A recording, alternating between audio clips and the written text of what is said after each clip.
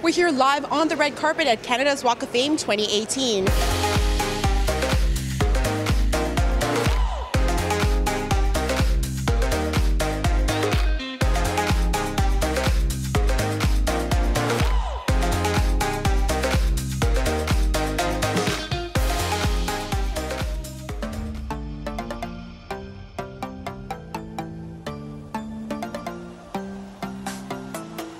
So talk to us about this year's Canada's Walk of Fame. What can fans expect? There's a big lineup behind us. Yeah, I know, it's great. Well, first of all, the obvious people that are here are amazing, and I'm so proud, every one of them, from Chris Hadfield to Jesse Reyes, who's getting the Alan Slade honor, every one of them are amazing in their own right, and I'm so proud of them.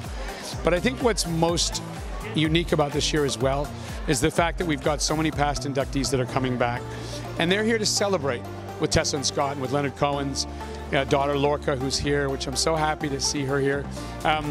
But having people like Randy Bachman and Paul Anka, you know, who's bringing us a huge surprise for Jimmy Pattison, a new category for Walk of Fame where we have entrepreneurs. So we're not just celebrating fame, we're celebrating achievement and the road to fame, and we want to tell those stories to Canadians. And talk to us about some of the criteria that it takes to be on Canada's Walk of Fame. I think ultimately it's about have a good story, be in a place where you can inspire more Canadians, and not just be a famous person.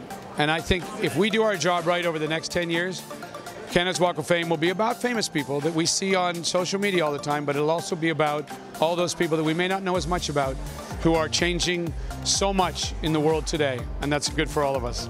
So, how does it feel being inducted in Canada's Walk of Fame? Well, this is a new experience, and I'm very honored to have the opportunity, so I most appreciate it. And you know, these kind of milestones, they always make you reflect on your career. What's been a milestone in your career other than this event? What's something that it's very memorable in your career? Well, the early days when you have no money, nobody ever heard of you, and you're trying to borrow money, those are the days that you really remember. I can relate, I'm an entrepreneur. You know, do you have any advice for future entrepreneurs? And what's something that you learned, like something that inspires you and you learned on your path to entrepreneurship?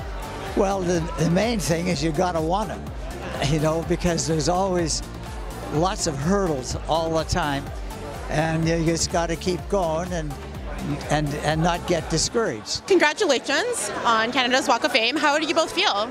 We're thrilled. Great, yeah. Yeah. It's exciting. So our show is all about inspiring the new generation. You know, what's something do you think that's really inspired you in your career? Someone, a piece of advice that kind of got you through a tough time?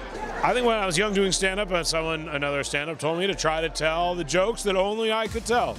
And I think that's a good piece of advice for anyone who has a creative pursuit, I guess, is just try to make the things that you really think only you could make, and to be honest to yourself, and yeah, to make stuff that you know you would like.